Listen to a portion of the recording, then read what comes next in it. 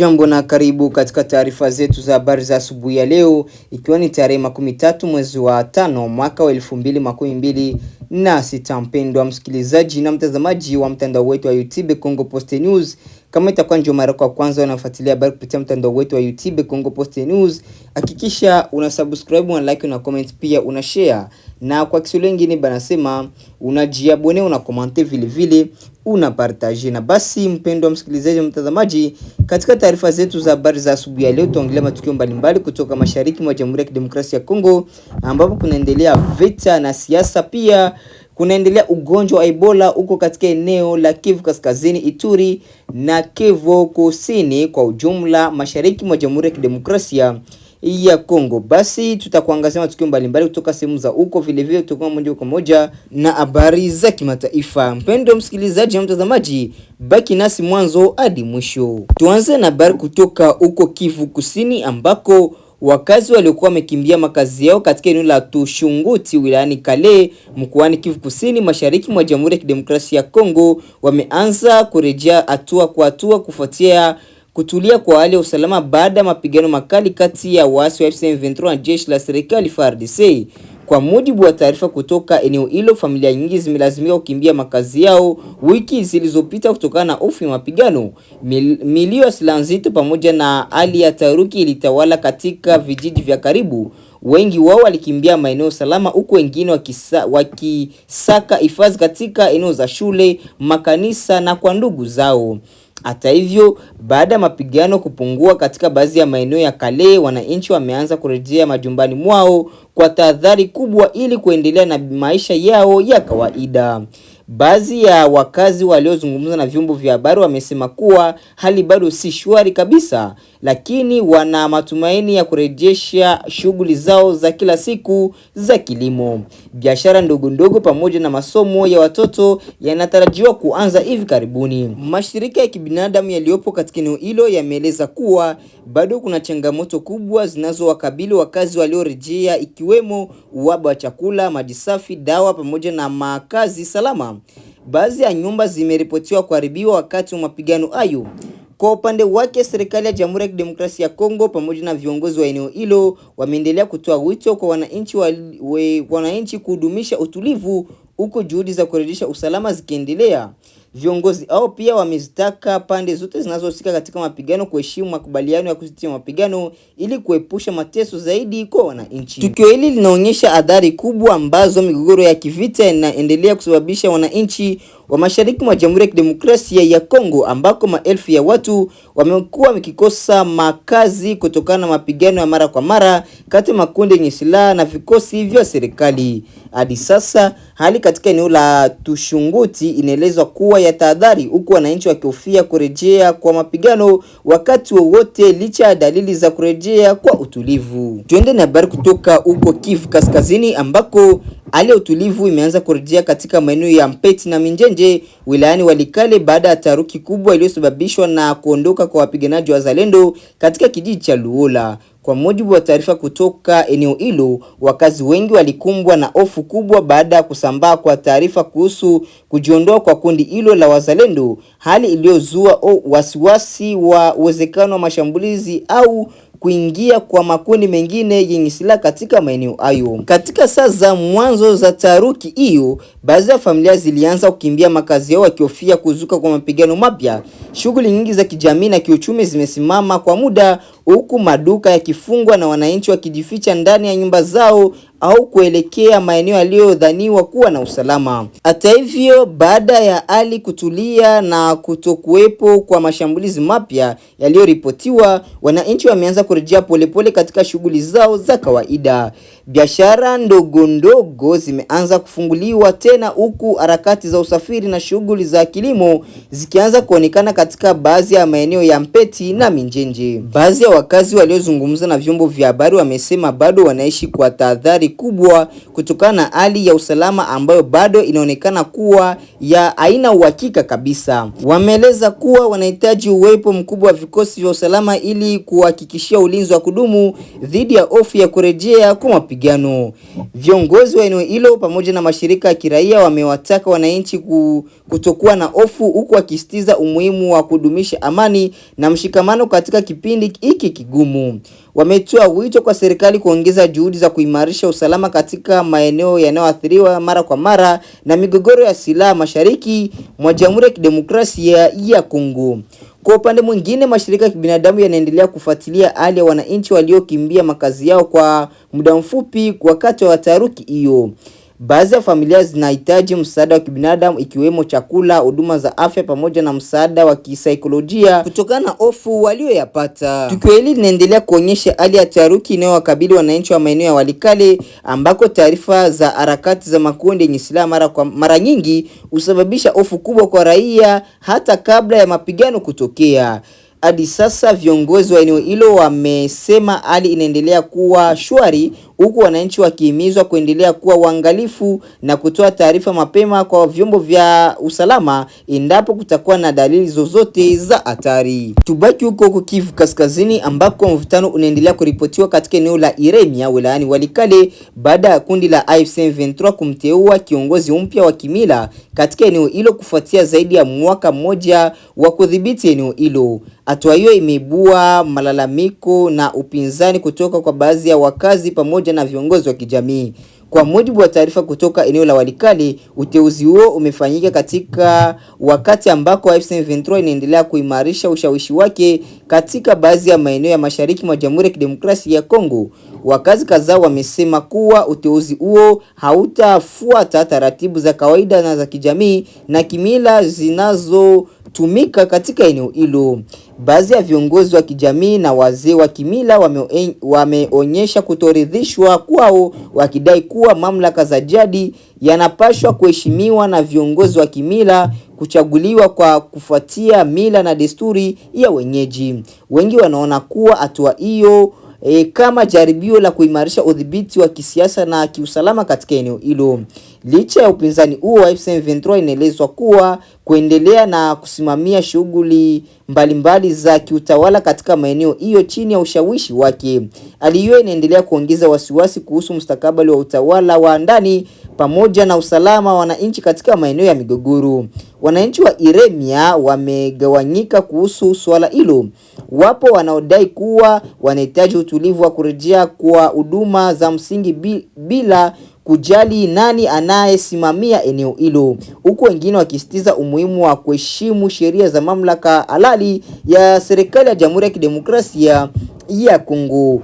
Mashirika ya kiraia katika eneo la Walikale wameitaka serikali pamoja na wadau wa kimataifa kufuatilia kwa karibu maendeleo hayo, wakionya kuwa migogoro ya viongozi inaweza kuongeza mvutano katika jamii tayari inayoathiriwa na vita vya muda mrefu. Kwa upande wake, serikali ya Kinshasa imekuwa ikisisitiza kuwa maeneo yote yaliyo chini ya makundi ya waasi yanapaswa kurejeshwa chini ya mamlaka ya serikali kuu. Serikali pia inaendelea kulaani uwepo makundi ya waasi katika mashariki mwa nchi ya Jamhuri ya Kidemokrasia ya Kongo. Hadi sasa hali katika eneo la Iremia inaelezwa kuwa ya tahadhari, huku wananchi wakifuatilia kwa karibu hatua zitakazofuata kuhusu uongozi huo mpya wa kimila unaowekwa na AFC M23. Tubaki huko Kivu Kaskazini, ambako hali ya usalama inaendelea kuwa tulivu katika maeneo ya karibu na Rubaya wilayani Masisi mashariki mwa Jamhuri ya Kidemokrasia ya Kongo baada ya mapigano makali yaliyowakutanisha waasi wa AFC M23 wanaodaiwa kuungwa mkono na nchi ya Rwanda dhidi ya makundi ya wazalendo. Kwa mujibu wa taarifa kutoka eneo hilo, mapigano hayo yalitokea katika siku za hivi karibuni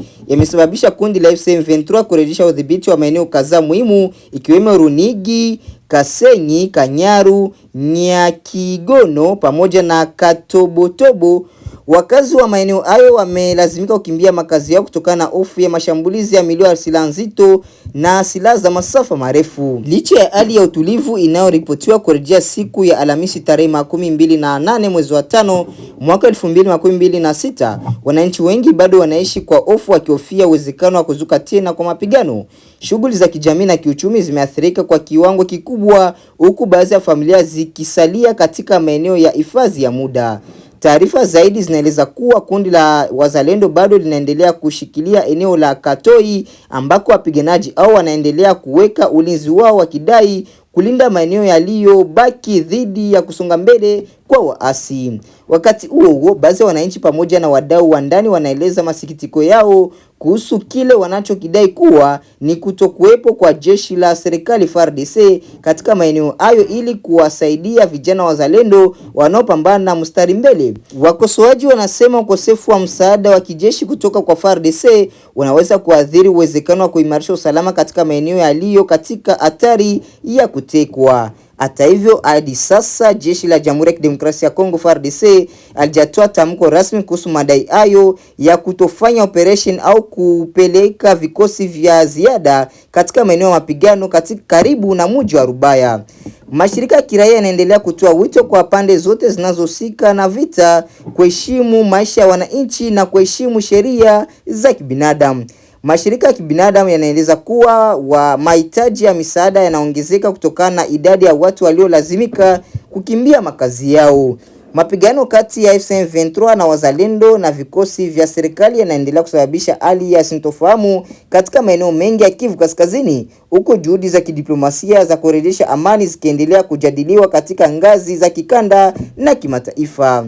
Kwa sasa hali katika maeneo ya Rubaya inaonekana kuwa ya tahadhari, huku wakazi wakisubiri kuona kama utulivu huo utaendelea kama mapigano haitaibuka tena siku zijazo. Tubaki huko Kivu Kaskazini ambako zaidi ya tani 100 za vifaa vya kibinadamu vya dharura na mahitaji ya msingi iliyotolewa na UNICEF imewasili katika mkoa wa Ituri mashariki mwa Jamhuri ya Kidemokrasia ya Kongo ili kusaidia juhudi za kukabiliana na mlipuko wa ugonjwa wa Ebola pamoja na kuwasaidia wananchi walio katika mazingira magumu.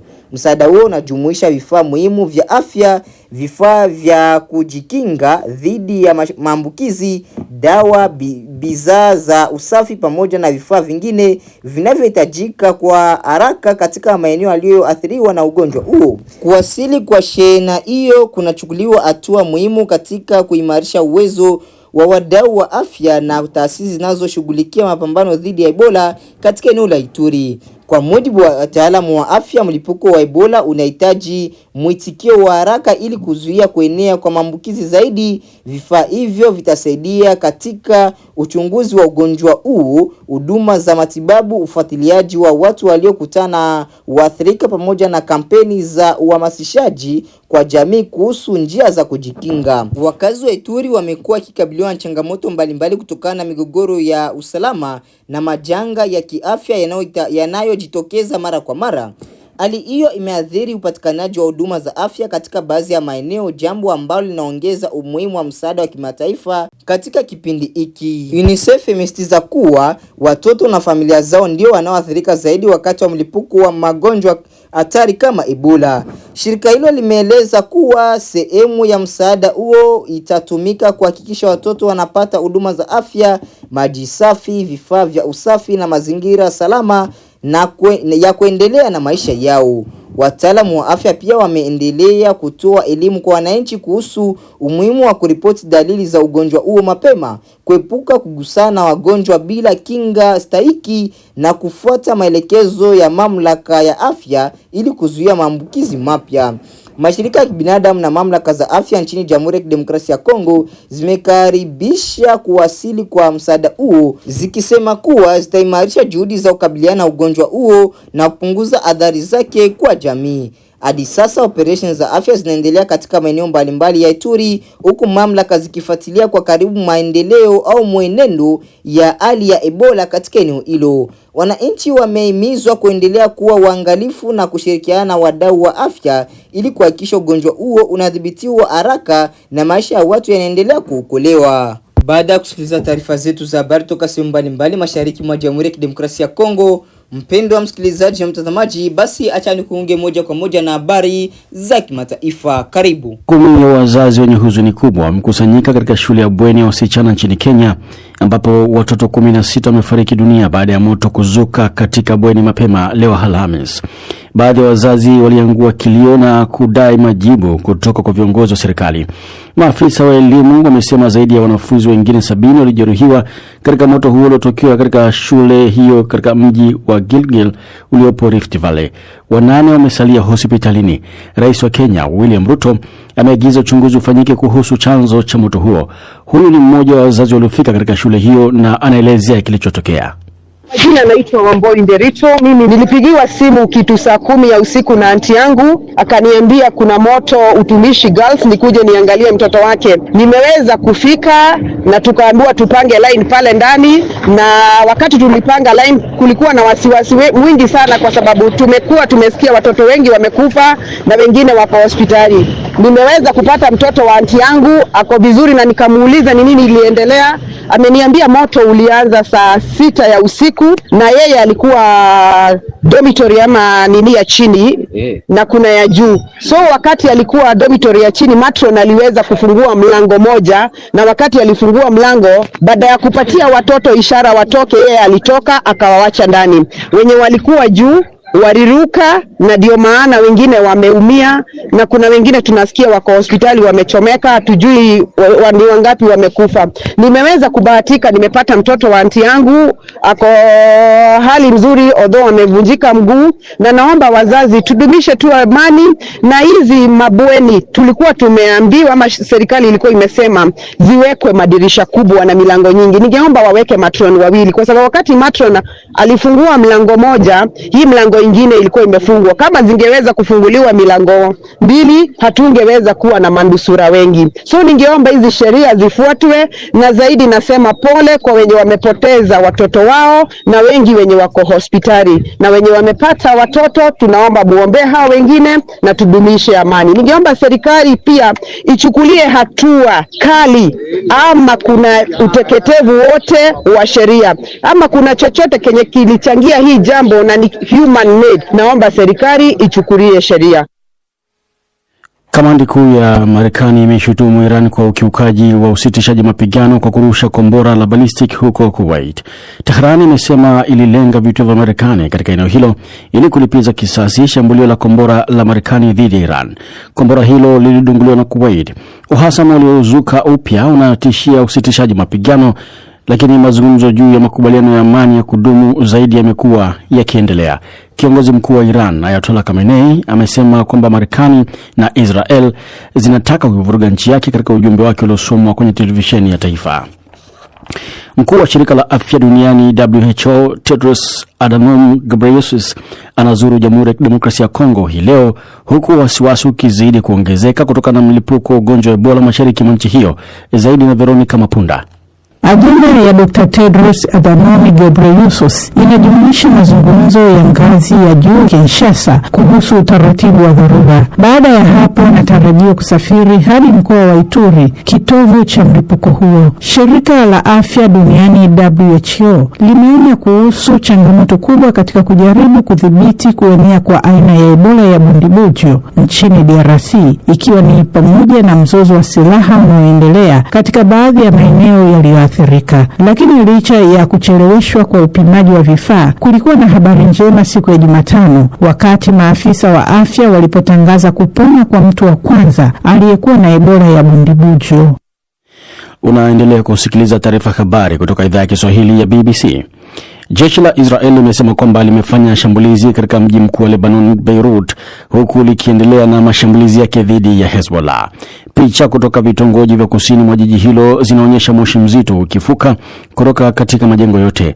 Bado haijajulikana IDF ilikuwa inalenga nini. Israel ilishambulia jiji la kusini la Tiro usiku kucha baada ya makumi kwa maelfu ya wakazi kupewa onyo la saa 2 kuweza kuondoka. Na Italia imetangaza tahadhari ya wimbi la joto kwa miji ya Roma, Bologna, Florence na Turin, na kwa nchi hivi punde zaidi kutoa tahadhari dhidi ya viwango vya juu vya joto. Ni sehemu ya hali joto inaonekana kote Ulaya Magharibi, huku hali joto nchini Uingereza, Ufaransa, Ureno na Hispania zikiwa karibu au zaidi ya nyuzi joto 30.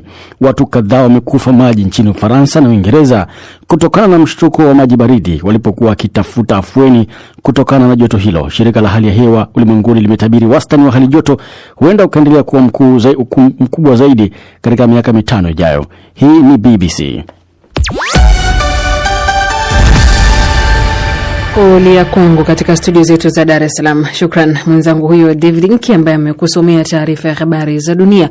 Unasikiliza matangazo ya jioni ya Dira ya Dunia kutoka hapa idhaa ya Kiswahili ya BBC, ambapo unaweza kutusikiliza kupitia redio ya shirika mbalimbali. Nchini Tanzania tusikilize kupitia Radio Free Africa, CGFM na Classic FM. Nchini Kenya Most FM na Mwenedu FM. Uganda Radio Kitara, Radio Lira na Radio Paidha, na kule Jamhuri ya Kidemokrasia ya Kongo ni Lizado Radio na Radio Muungano Beni. Lakini unaweza kutusikiliza moja kwa moja kupitia tovuti yetu ya BBC News Swahili. Matangazo haya pia msikilizaji kujia moja kwa moja kwenye ukurasa wetu wa Facebook na YouTube. Rambaza tuandika BBC Swahili. Tunakukaribisha kwa mara nyingine tena. Mimi ni Skola Kisanga na mwenzangu ni Karo Robi. Karo, karibu. Asante Skola. Tunaanzia hapa Kenya ambako Rais William Ruto ameagiza uchunguzi ufanyike kuhusu chanzo cha moto uliotokea katika shule ya wasichana ya utumishi ambapo wanafunzi 16 wamefariki dunia katika mkasa huo. Baadhi ya wazazi waliangua kilio na kudai majibu kutoka kwa viongozi wa serikali. Maafisa wa elimu wanasema zaidi ya wanafunzi wengine 70 walijeruhiwa katika moto huo. Tunaungana hivi sasa moja kwa moja kwenye laini ya simu hapa na mwandishi wa BBC Victor Kenani. Victor, tangu asubuhi umekuwa katika eneo la mkasa, pengine hali ikoje hivi sasa hapo? Halo Victor, kama unanipata? Naam, naarifiwa kwamba pengine kuna matatizo ya kumpata Victor Kenani kwenye laini ya simu kwa sasa. Tuelekee kule Jamhuri ya Kidemokrasia ya Kongo ambako shirika la afya duniani WHO limesema linaelekeza nguvu katika kuimarisha maabara katika Jamhuri ya Kidemokrasia ya Kongo ambako mlipuko wa Ebola umewaua mamia ya watu na maelfu kuambukizwa virusi hivyo. Mkurugenzi mkuu wa WHO Tedros Adhanom Ghebreyesus anayetarajiwa kuanza leo ziara nchini DRC amesema ushirikiano kati ya shirika lake na shirika la kitaifa la utafiti Kinshasa litaongeza kasi ya kufanya vipimo na kuthibitisha visa vya Ebola. Tupate taarifa hiyo sasa. Mkurugenzi mkuu wa shirika la afya ulimwenguni WHO yuko nchini Jamhuri ya Kidemokrasia ya Kongo kusaidia juhudi za kukabiliana na mlipuko hatari wa ugonjwa Ebola, huku akionyesha imani kuwa nchi hiyo itafanikiwa kudhibiti kusambaa kwa ugonjwa huo. Kulingana na takwimu za hivi punde za shirika la WHO, hadi watu 10 wamethibitishwa kufariki dunia kutokana na Ebola, huku vifo vingine 223 vikihusishwa na ugonjwa huo tangu mlipuko huo ulipotangazwa katikati ya mwezi huu. Zaidi ya visa 1000 vya maambukizi vimeripotiwa nchini humo. Mkurugenzi mkuu wa WHO Tedros Adhanom Ghebreyesus ameonya kuwa ukosefu wa usalama mashariki mwa DRC, eneo ambalo limekumbwa na mgogoro kwa zaidi ya miaka 30, unaifanya iwe vigumu sana kudhibiti kuenea kwa virusi hivyo vya Ebola. Kwenye mtandao wake wa kijamii, Tedros amesema kuwa mkoa wa Ituri ndio ulioathirika zaidi. Amesema atazuru eneo hilo ili kuwa pamoja na wafanyikazi wa shirika hilo na washirika wao na wahudumu wengine wa afya waliojitolea sana na ambao hawajawahi kusitisha mapambano, wote wakifanya kazi chini ya uongozi wa serikali ya DRC. Ameongeza kuwa taifa la Kongo limekumbwa na milipuko ya Ebola mara 16 na wamefanikiwa kuitokomeza, na mara hii ana imani kuwa serikali ya DRC pia itafanikiwa kudhibiti mlipuko huo. Amesema ni lazima hatua za dharura zichukuliwe sasa na kwa pamoja. Mlipuko wa sasa ni aina ya Bundibugyo ambayo haina chanjo au tiba maalum iliyothibitishwa. Mlipuko huo uligunduliwa kwanza katika jimbo la Ituri kaskazini mashariki mwa nchi, ambapo huduma za serikali zimekuwa dhaifu kwa miongo kadhaa kutokana na hali ya ukosefu wa usalama. Shirika la WHO pia limeonya kuwa kiwango halisi cha maambukizi huenda kikawa ni kikubwa zaidi kuliko kinachoripotiwa, likieleza kuwa virusi hivyo vinaaminika kuwa vilikuwa vikienea kimya kimya na kwa muda kabla ya kugunduliwa. Asante Agnes Penda. Bado tunasalia kuangazia ugonjwa wa Ebola ambapo maafisa wa vyombo vya dola nchini Uganda wameanza kutekeleza amri ya kuzuia usafiri katika mipaka yake na nchi jirani ya Jamhuri ya Kidemokrasia ya Kongo. Hii inajiri baada ya Uganda kutangaza kufunga mipaka yake yote ya nchi hiyo jirani kama hatua ya kupunguza kuenea kwa ugonjwa wa Ebola. Na ni hapo ndipo tunapohitimisha matangazo ya habari ya asubuhi ya leo, ikiwa ni tarehe 13 mwezi wa 5 mwaka wa 2026. Na mpendwa msikilizaji na mtazamaji, kama itakuwa ndio mara kwa kwanza kufuatilia habari kupitia mtandao wetu wa YouTube, hakikisha una subscribe, una like, una comment, pia una share. Na kwa Kiswahili nyingine nasema unajiabone, una comment vile vile una partage. Na basi acha tuende kutosha shukrani zetu za dhati kwa wote wanaoendelea kuchagua Kongo Post News kama kituo chao chema na bora cha matangazo. Niana mazungumzo ya kila siku na wakisha tunawaletea habari sahihi na za kuaminika tena kwa muda muafaka. Basi tukutane katika taarifa zetu za habari za jioni. Asante na karibu.